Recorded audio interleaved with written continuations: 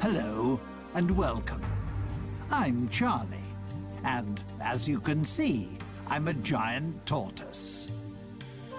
My home is a small but unique group of islands in the Pacific, 1,000 kilometers west of South America. People find the islands fascinating, but at the same time somewhat uncanny, sometimes even unreal, due to their volcanic origin, which you would think would make them uninhabitable. But in fact, they're teeming with life. The Galapagos Islands.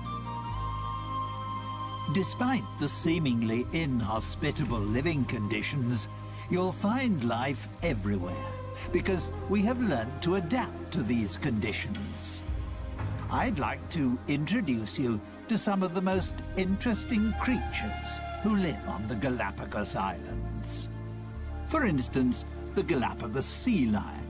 Yes, we'll come back to you later. We don't want to disturb your snooze.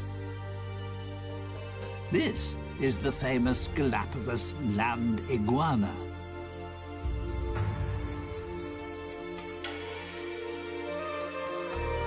And here, its even more special relation, the marine iguana.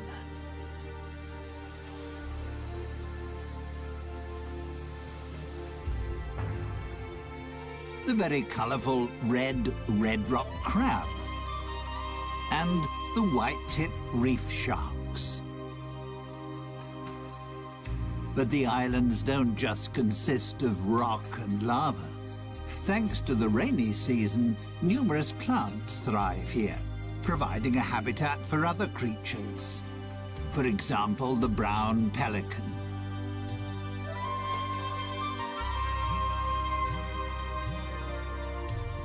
And even flamingos feel at home here.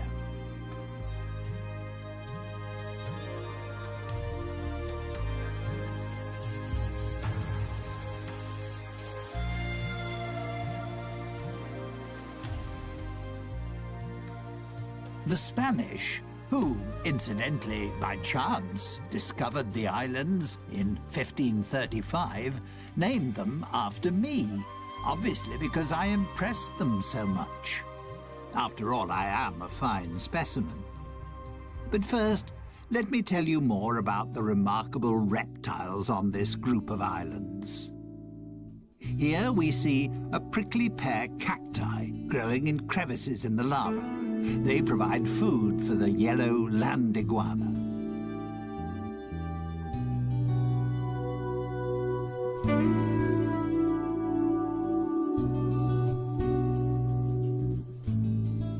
Its appearance is a little unusual, shall we say, due to the countless spiky crests on its head, which make it look rather like a geode turned inside out. The fact that the female land iguana uses the hot volcanic sand to hatch the clutch of 3 to 12 eggs she has laid is the reason why land iguanas are mainly found on Fernandina. It's the most westerly and youngest island of the archipelago. It lies directly above the volcanic hotspot, which was responsible for the creation of the group of islands.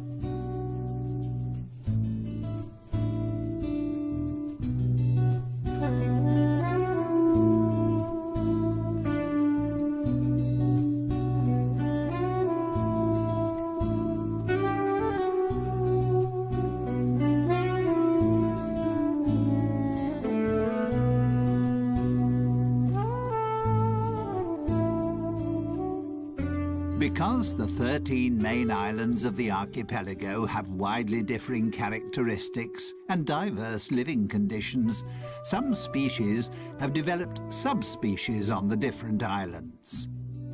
That's why, apart from the ordinary land iguana, you'll also find the Santa Fe iguana, which has an even stronger yellow coloring and a more spiky appearance. And then there's the Rosada iguana, which has a distinct pink shade.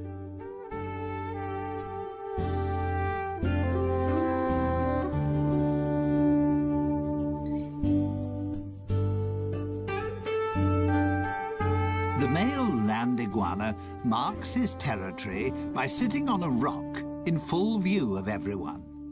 That's his way of guarding the hole he has dug with his partner for her to lay her eggs.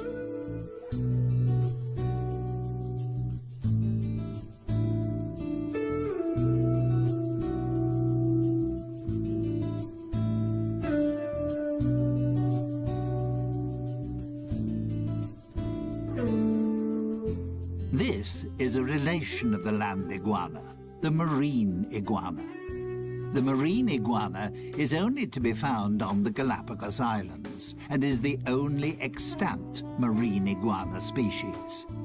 It prefers to live along the coastline because that's where it finds its food.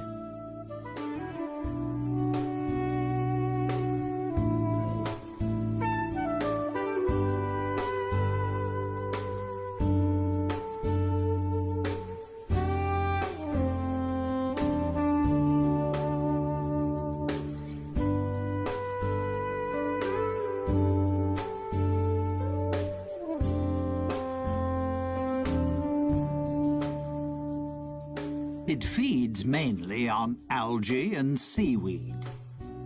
The excess salt it takes in when feeding is excreted through special salt glands in its nostrils.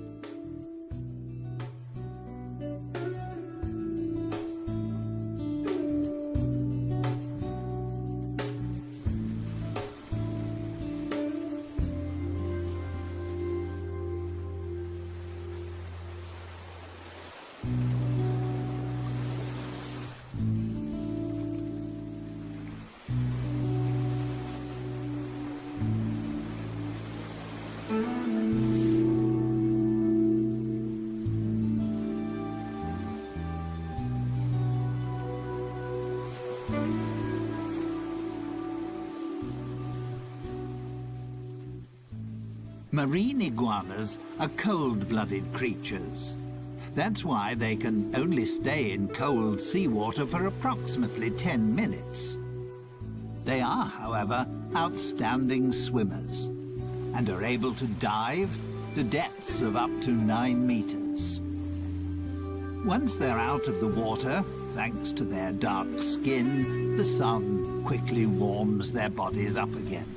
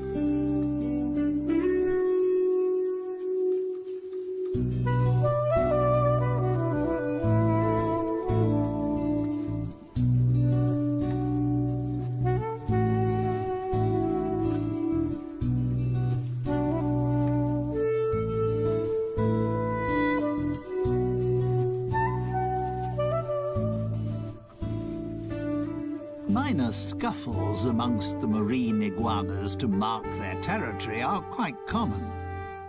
The main problem for them is the Galapagos hawk.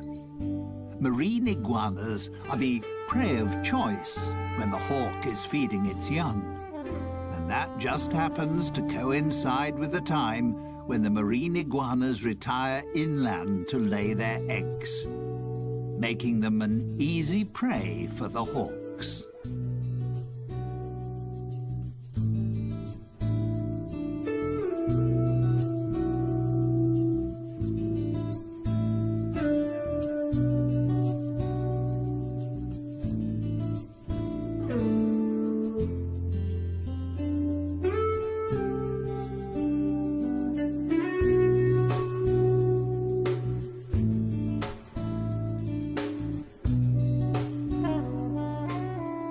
On the lava beach, the hawks have little chance of catching the iguanas, as they can easily camouflage themselves.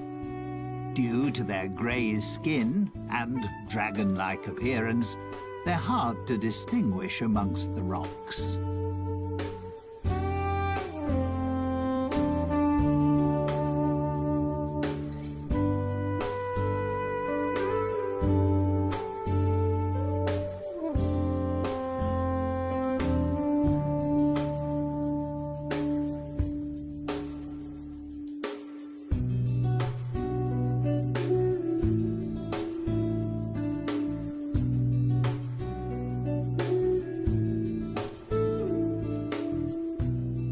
The Galapagos Islands are home to 7 endemic types of iguana. The males are larger than the females and can reach up to 30 centimeters, approximately 12 inches in length. Iguanas mainly eat flies, scorpions, and other insects. They have a symbiotic relationship with the sea lions because they free them of bothersome flies.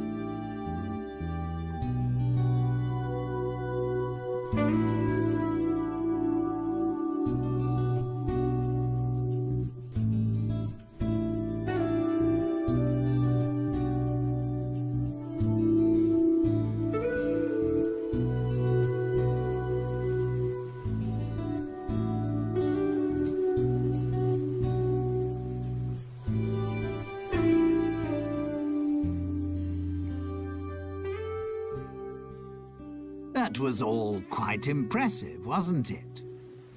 But you can find even more colourful creatures on the Galapagos Islands. These rugged cliffs, for instance, are the habitat of the red rock crab. This agile and inquisitive crab prefers to be in the surf, but doesn't like splashing water.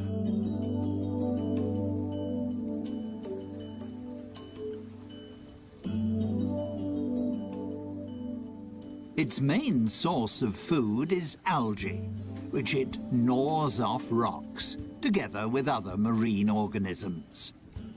But also the odd carcass which gets washed ashore is a welcome extra in its diet.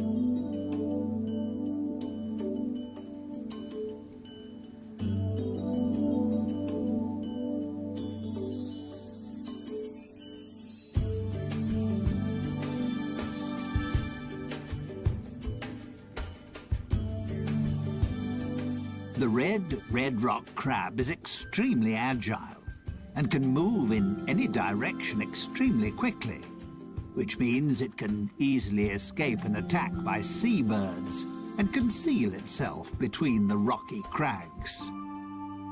Its curiosity, however, will soon get the better of it, and it'll surface again fairly quickly.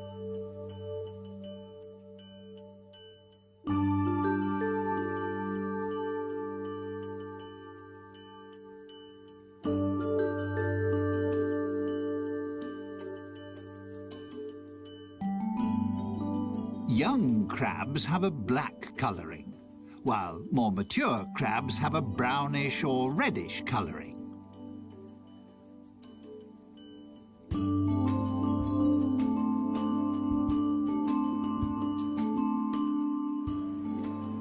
Bless you. Probably the food was a little too salty. Ah, there we have a friend who is spending his winter holidays with us. The black stone turner. He's flown an amazingly long way from the northern parts of America. The red rock crab doesn't cover such long distances, despite the fact that it's a fast mover, but it can jump.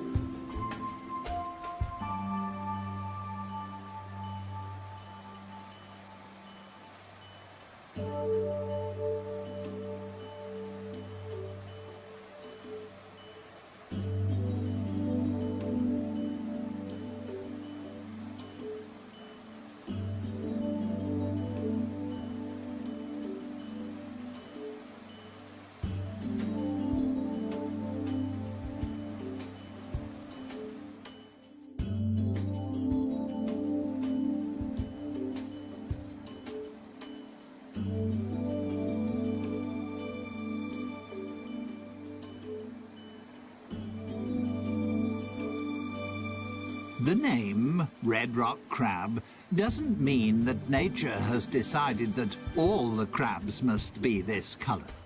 For instance, there are also yellow, pink and white examples.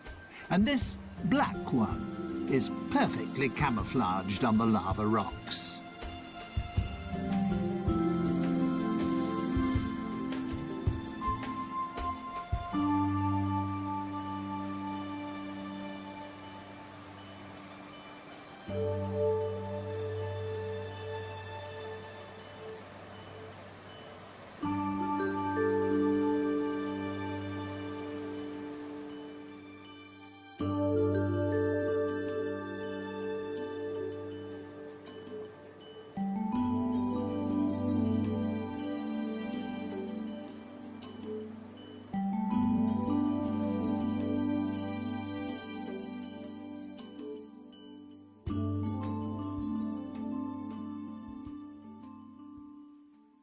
So, not everything is grey and bleak on my group of islands. There's so much more. There's one sociable and playful species that adds a great deal to life on the islands, and I'd like to introduce them to you now.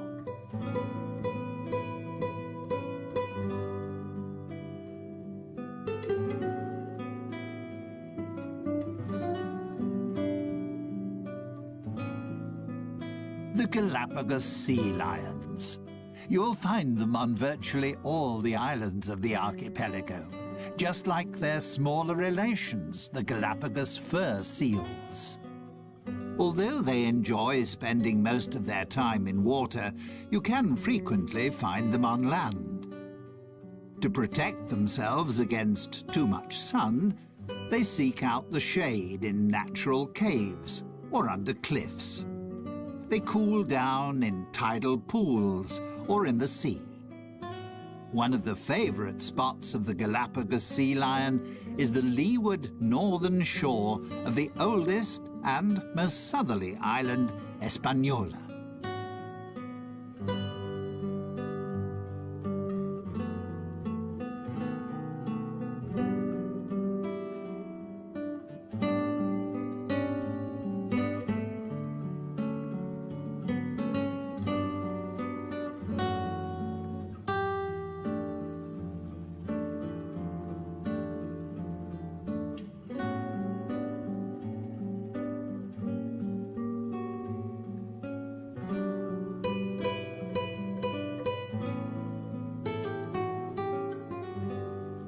Here's a female with her pup. The relationship between the two is extremely close. Not surprising after a gestation period of 12 months. And she will continue to breastfeed it for another few months. A sea lion pup only becomes fully independent after 3 to 4 years. That's how long it takes for the females to reach sexual maturity.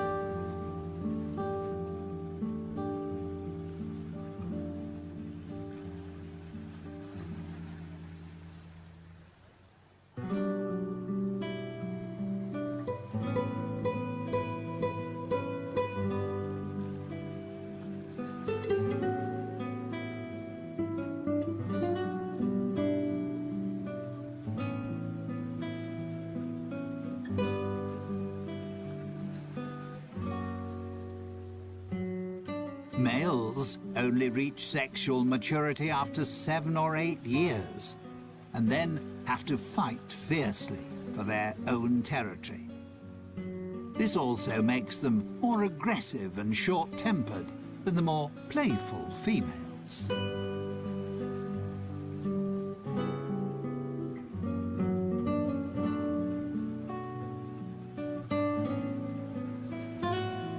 It's not surprising that male sea lions are constantly fighting for their territory and trying to find a mate, because there are far fewer of them.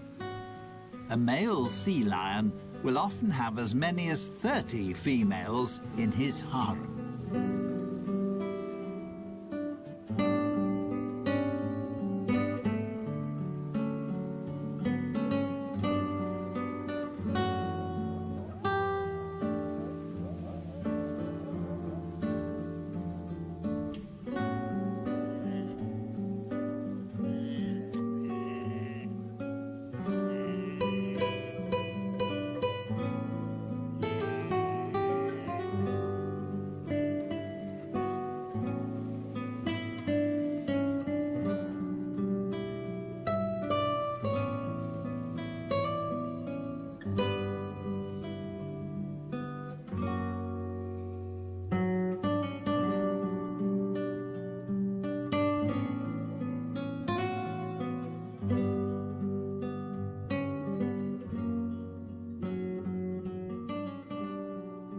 Sea lions don't always have beautiful, dense, dark brown fur.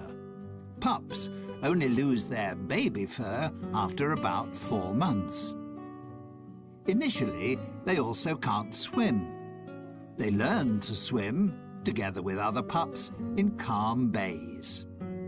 Only when they can swim properly do they follow their mothers out to sea. The young animals play with one another, while their mothers hunt for fish. They won't hunt for food on their own until they're a couple of years old.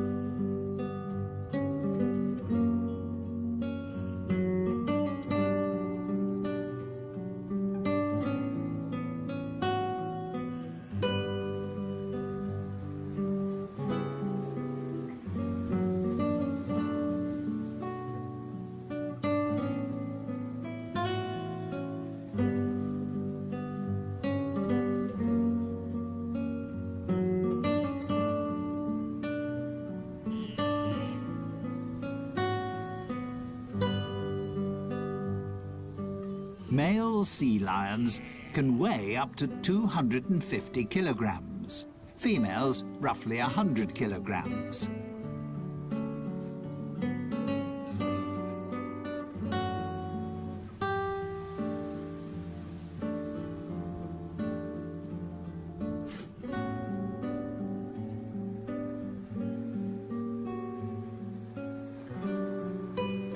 There are between 20 and 50,000 of them on the Galapagos Islands. The reason for the huge difference in numbers is partly due to a weather phenomenon, El Niño. It occurs in irregular cycles and in different degrees of severity. The results, however, can occasionally be disastrous.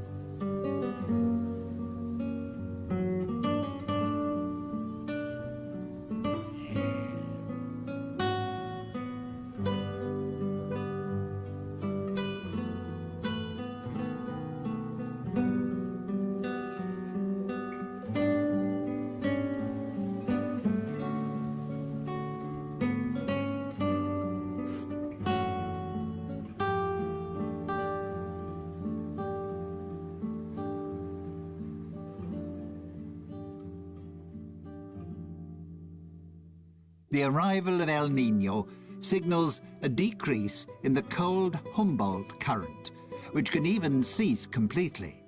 The temperature of the seawater rises, causing plankton and small fish to die. This disrupts the food chain, because seabirds and fish can't find sufficient food. Their only chance is to leave the area if they want to escape their sad fate. The situation can prove fatal for seals, as they no longer find any food and many starve to death.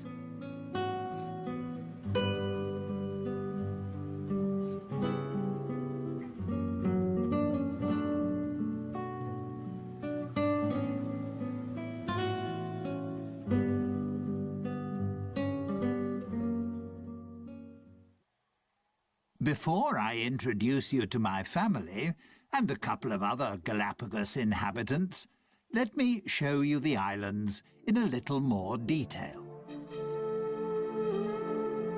Life on the Galapagos Islands is not always easy.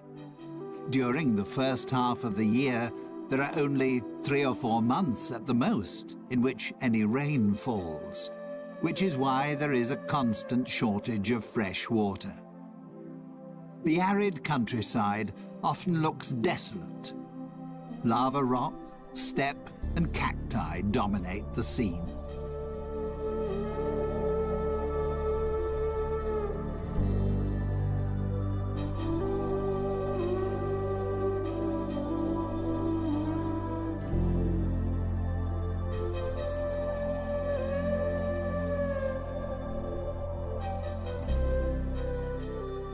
The Galapagos Islands are of volcanic origin. They're the tips of a huge range of volcanoes, a hotspot which is still active. 6 volcanoes erupt on a regular basis. The archipelago is the region with the world's greatest volcanic activity.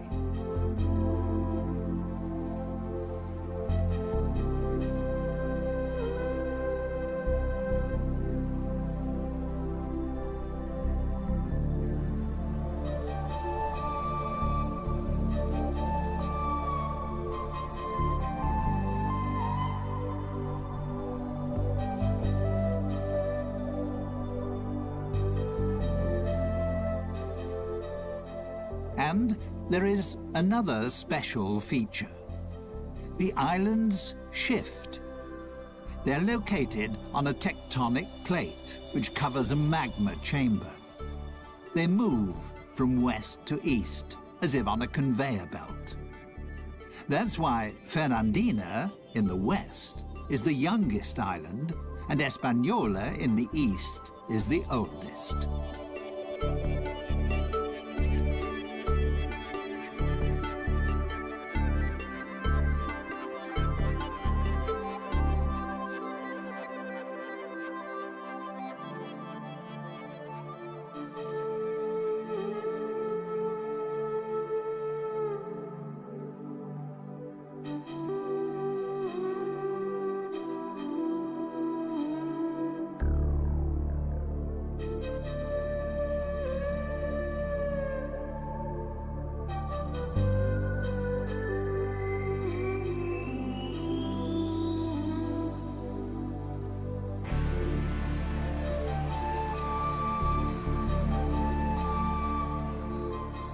Once the rainy season starts, the islands burst into life. Most of the flowers are a shade of yellow, because there is only one type of bee on the islands, which is responsible for pollination, the Galapagos wood bee. Most likely, the flowers have adapted themselves to its preferred color.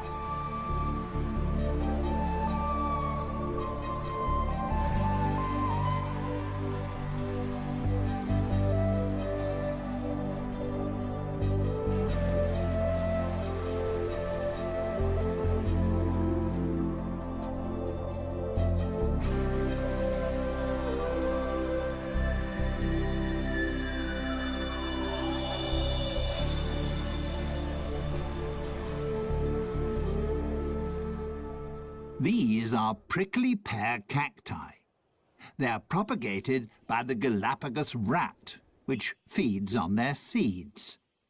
The hard shell of the seeds is crushed during digestion, and after being excreted, the seeds start to germinate. These extremely hardy plants store nutrients that provide food for other creatures. The iguanas certainly have no fear of their thorns, and also for my fellow tortoises, they provide a welcome change to grass.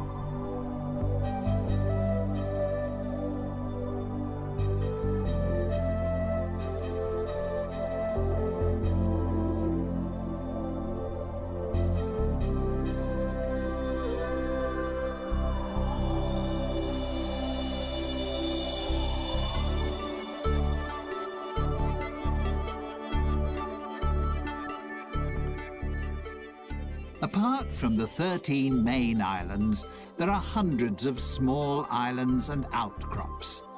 Some of them are several hundred meters high and provide breeding grounds for the numerous seabirds.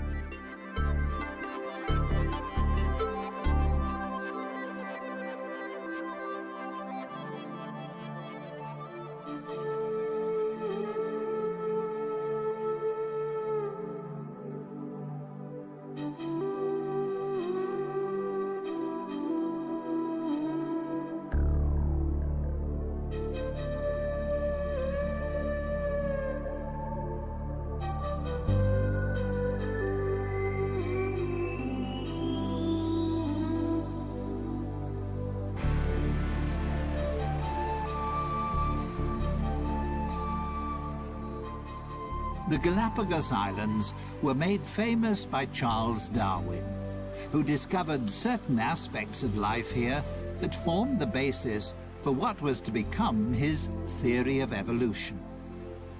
During his worldwide voyage, he visited 4 of the islands in 1835.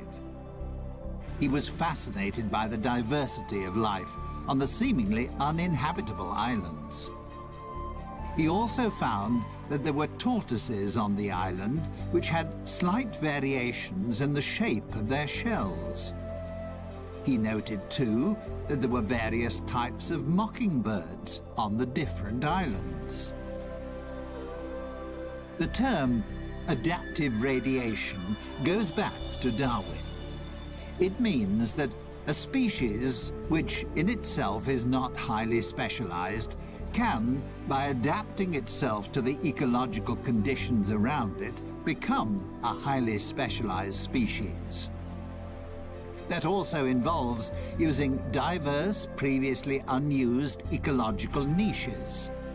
Or, to put it another way, my fellow species, and many other creatures, have adapted to the special conditions pertaining on the island on which they found themselves, and, in the process, mutated into a new species.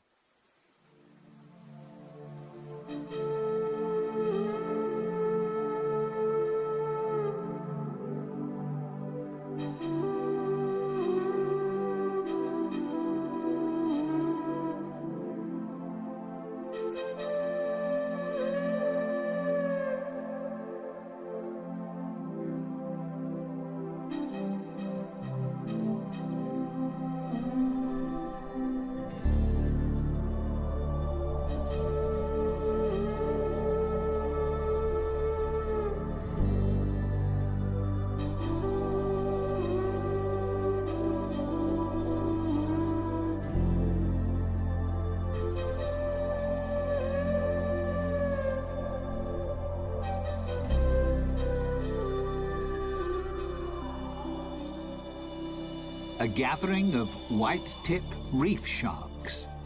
They can be recognized easily by their white-tipped dorsal fin and tail. At the moment, they're resting after hunting for fish, crustacea, and cephalopods. Come nighttime, they'll become active again.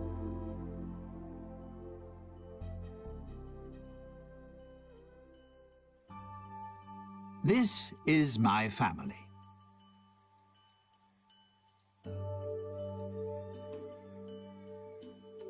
We giant tortoises are the largest of our fellow species living in the world today. We can weigh up to 300 kilograms and live for up to 150 years.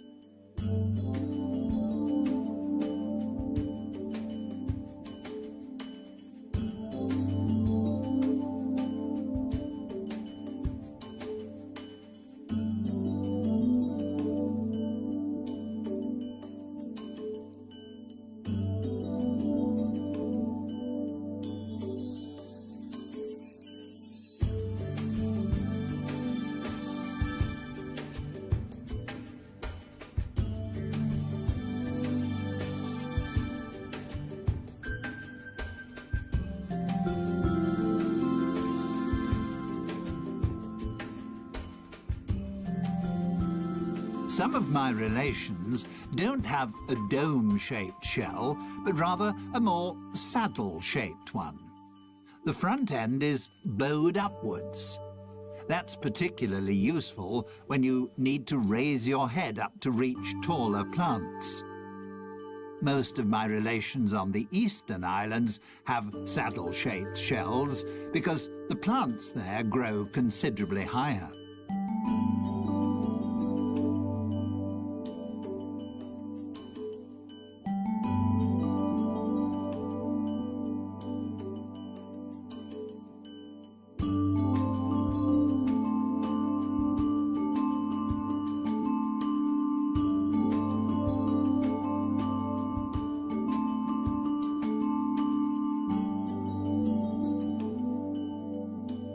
Like the iguanas, we giant tortoises have concluded a pact with the small birds that live on our island. Finches and woodpeckers feed on the parasites and ticks on our skin. To let them know that we need their services, we stretch out and lie quietly until the birds have pecked off all the insects. It keeps us clean and makes life a little more comfortable.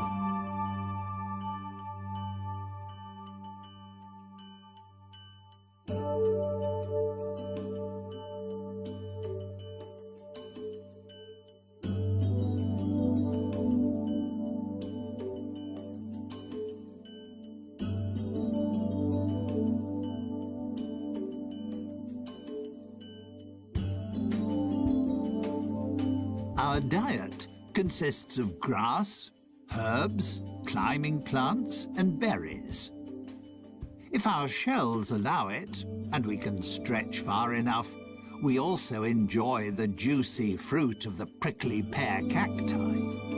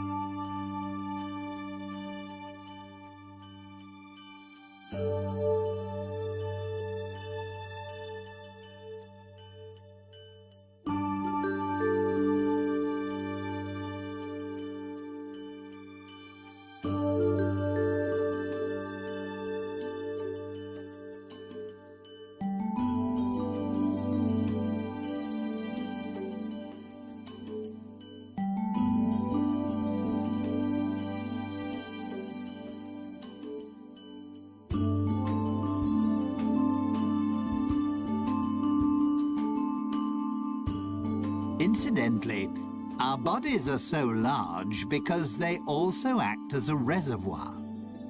We can store enough fat to last a year without food.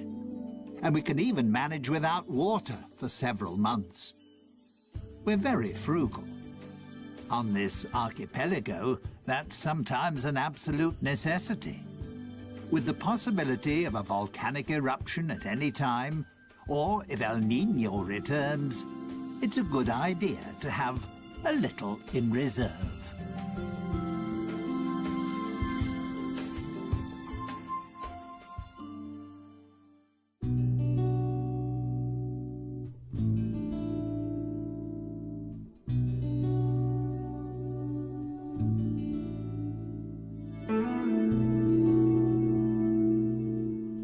Well, that was my family. They're nice, aren't they? Finally, I'd like to introduce you to some feathered inhabitants of the islands. They're as colourful as they are talkative.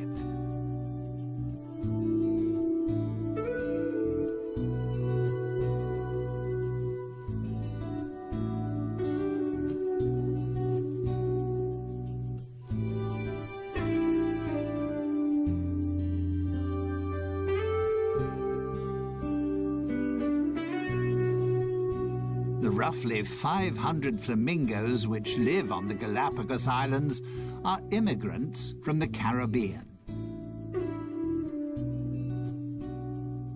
You also wouldn't really expect to find ducks on the islands. But there are several thousand white-cheeked pintails here, and they feel just as at home as the flamingos.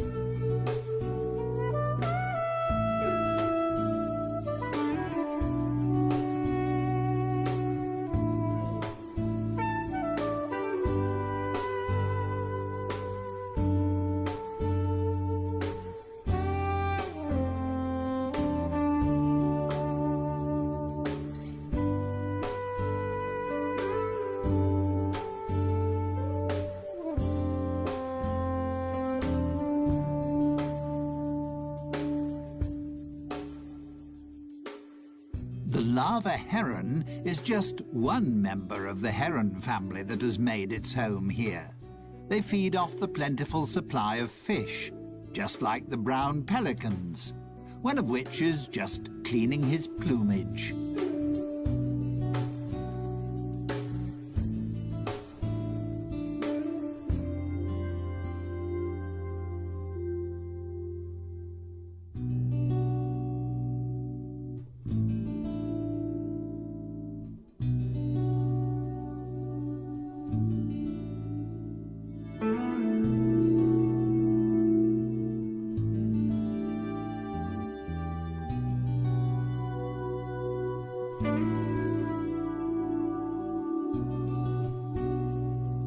The Galapagos albatross is the largest bird on the islands, with a wingspan of 2 meters.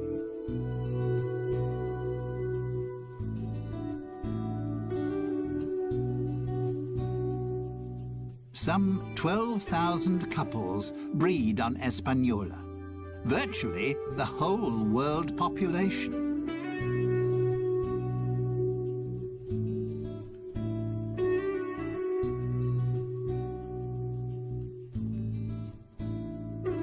Here we have the pirates amongst the birds, a female frigate bird.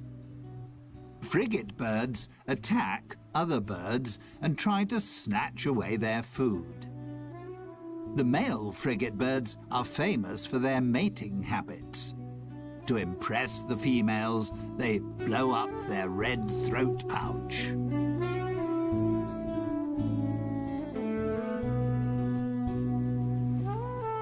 Someone else who appreciates the cold waters of the Humboldt and Cromwell currents is the Galapagos penguin. Due to various environmental influences, such as El Niño, as well as numerous natural enemies, like the sea lions and Galapagos hawk, they are now an endangered species.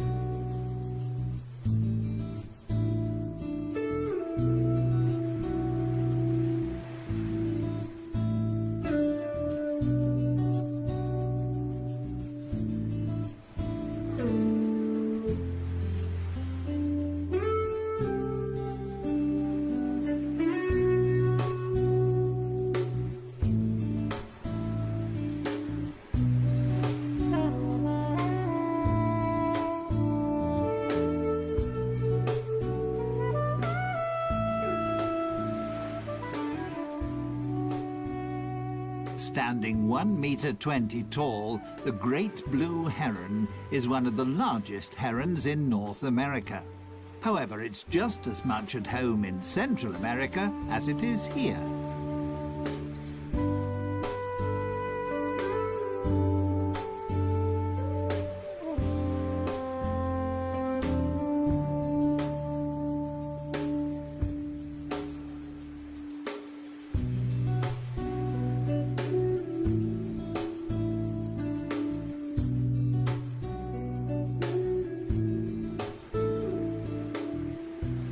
Stalking the beach, on the lookout for fishes, crabs or algae, is a dusky gull.